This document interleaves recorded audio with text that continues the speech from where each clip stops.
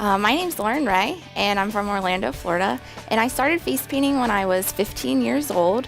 I was president of a community service group of girls, and my mom was the advisor, and they asked us to face paint to raise money for some charities at a lunch with Santa. And we actually started using acrylic paints by mistake, but then my mom found on the internet that people were doing these extravagant full faces, and we went to our first convention, the East Coast Convention up in Connecticut, and learned the tricks of the trade and took that back and was still raising money for charity. And then we started to get these moms asking us if we did birthday parties, and we're like, sure, why not? And totally fell into it and fell absolutely in love with it. I've tried to work for somebody else, and it's just not my thing, so decided to start my own business. And yeah, just super excited about it. I'm very grateful for falling into it.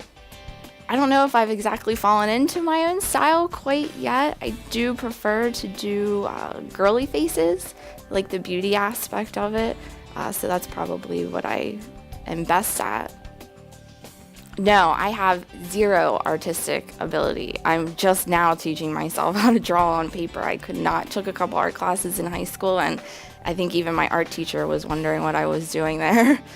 So I really feel like you don't need the artistic background, that if you practice this enough, that you'll eventually get good at it. But you find inspiration all over, whether it's a picture in a magazine or a shirt at the mall. And also I take a lot of inspiration from the other artists that I get to work with, and nature. It's all over the place, which is the cool thing, you know.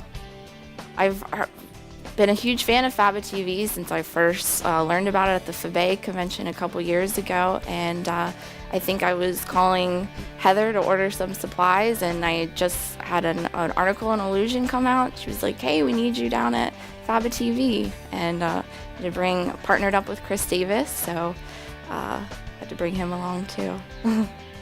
Advice that I would give somebody who wanted to get into face painting with not too much artistic background is get the supplies, get the right supplies, the right makeup, the right brushes, which is going to help immediately. Watch the videos, subscribe to FABATv, and see all these amazing artists and learn as much as you can, and just practice, practice, practice. When you're sitting around watching TV, doodle on your arms, doodle on your legs, get your family and doodle on them. Some advice that I take with me is definitely from my partner, Chris Davis. He's constantly saying you just gotta maintain a positive attitude and to keep working. You know, sometimes I get frustrated with myself if I can't paint tribal really well or something like that. And, you know, he's very encouraging and just says you gotta remain positive. And, you know, that's key in a lot in life.